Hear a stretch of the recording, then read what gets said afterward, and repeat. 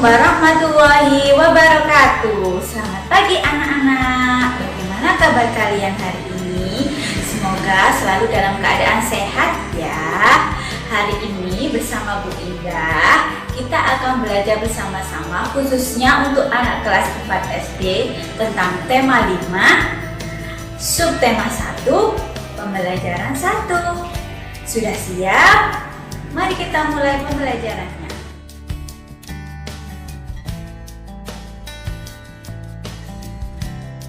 Nah, untuk pembelajaran pagi hari ini, Bu Indah bagi menjadi 3 bagian.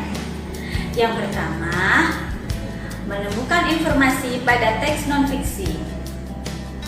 Yang kedua, menganalisis peninggalan kerajaan Hindu, Buddha, dan Islam. Dan yang ketiga, menganalisis sifat-sifat cahaya.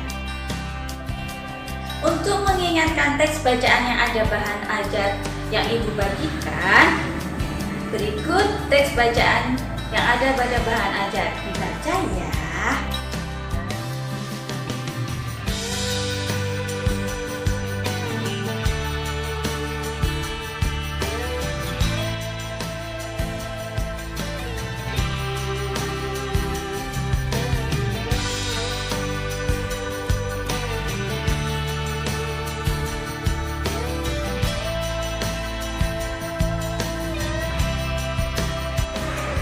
Nah, setelah kalian membaca teks bacaan Raja Purnawarman tadi Sekar Raja, sekarang tugas kalian menuliskan kembali isi cerita Raja Purnawarman Panji Segala Raja dalam bahasa kalian sendiri.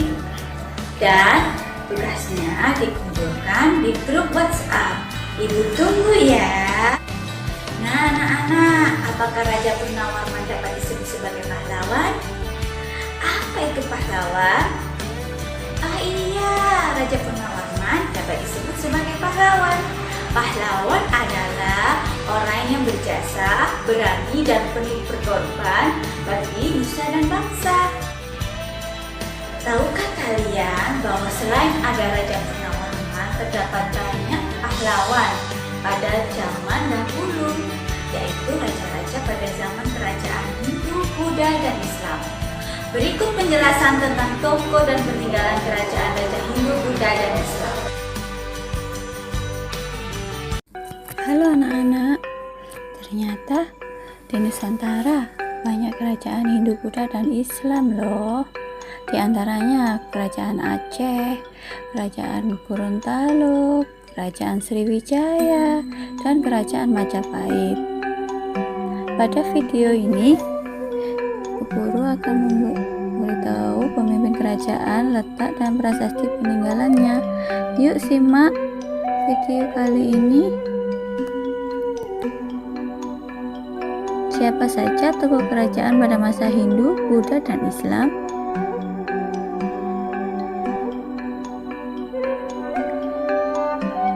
Yang pertama yaitu Sultan Iskandar Muda dari Kerajaan Aceh.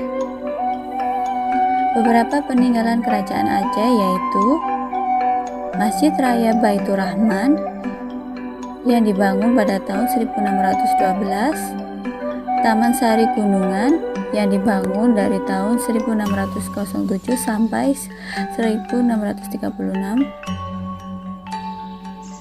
Yang kedua yaitu Sultan Hasanuddin dari Kerajaan Gowatalo Makassar.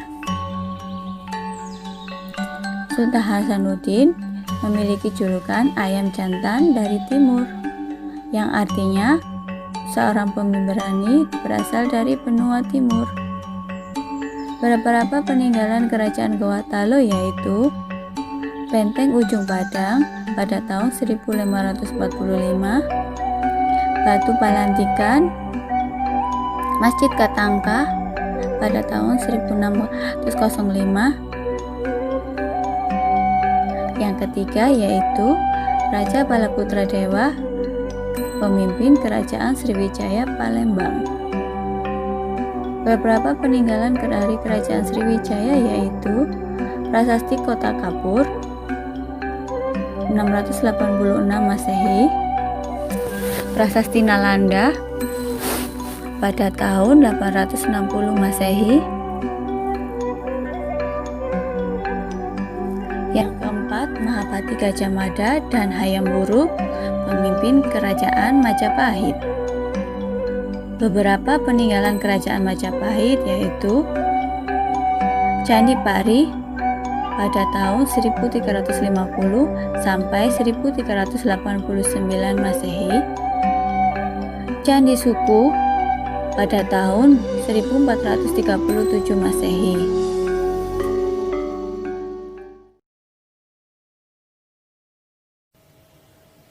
Setelah kalian mempelajari tokoh dan peninggalan kerajaan Hindu, Buddha, dan Islam, sekarang perhatikan gambar di samping. Tahukah kalian mengapa kita bisa melihat diri kita saat kita bercermin? Iya, salah satunya adalah karena faktor adanya sifat cahaya, yaitu cahaya dapat dipantulkan. Untuk mengetahui lebih tentang sifat-sifat cahaya, berikut kita akan mempelajarinya bersama. Ayo kita mempelajarinya.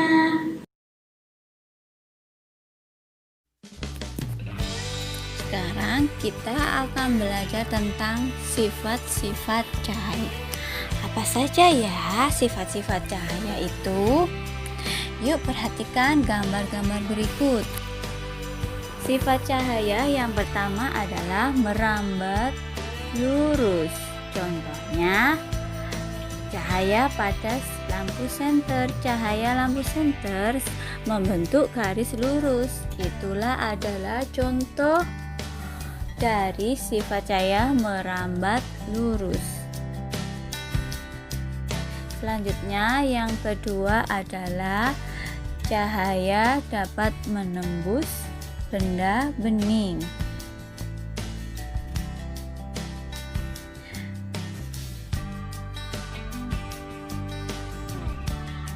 Perhatikan kaca jendela rumah kita biasanya bening, sehingga kita bisa melihat benda atau suasana di balik jendela tersebut. Itu adalah contoh dari sifat cahaya menembus benda bening.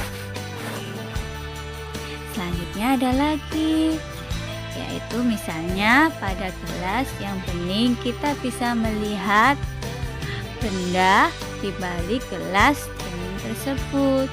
Apabila gelas tersebut gelap, kita tidak bisa melihat benda-benda di balik gelas tersebut. Selanjutnya, sifat yang ketiga, cahaya dapat dipantulkan. Contohnya, bayangan pada cermin datar. Ketika kita bercermin, kita bisa melihat diri kita. Itu adalah contoh sifat cahaya dapat dipantulkan. Selanjutnya sifat yang keempat yaitu cahaya dapat dibiaskan. Contohnya yaitu pada kolam renang atau kolam ikan. Kolam kalau dilihat dari atas terlihat dangkal, padahal kenyataannya itu terlihat dalam. Itu adalah sifat cahaya yaitu dapat dibiaskan. Membuat kolam seolah-olah terlihat dangkal. Selanjutnya, sifat yang terakhir, sifat cahaya dapat diuraikan.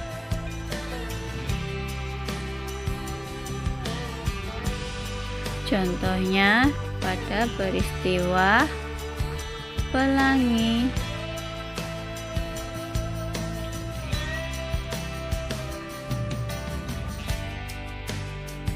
Pernah lihat pelangi?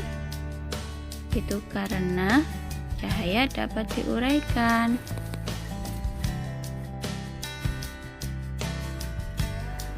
Bu Indah harap anak-anak dapat memahami pembelajaran pada hari ini. Kita belajar apa saja ya hari ini? Pertama, informasi pada teks non-fiksi. Yang kedua, tokoh dan peninggalan kerajaan Hindu, Buddha, dan Islam. Yang ketiga, tentang sifat-sifat cahaya. Sebelum Bu Indah akhiri, Bu Indah berpesan agar anak-anak tetap mematuhi protokol kesehatan karena kita masih berada pada masa pandemi. Selalu tetap gunakan masker, selalu cuci tangan, serta membiasakan hidup bersih. Sampai jumpa. Wassalamualaikum warahmatullahi wabarakatuh.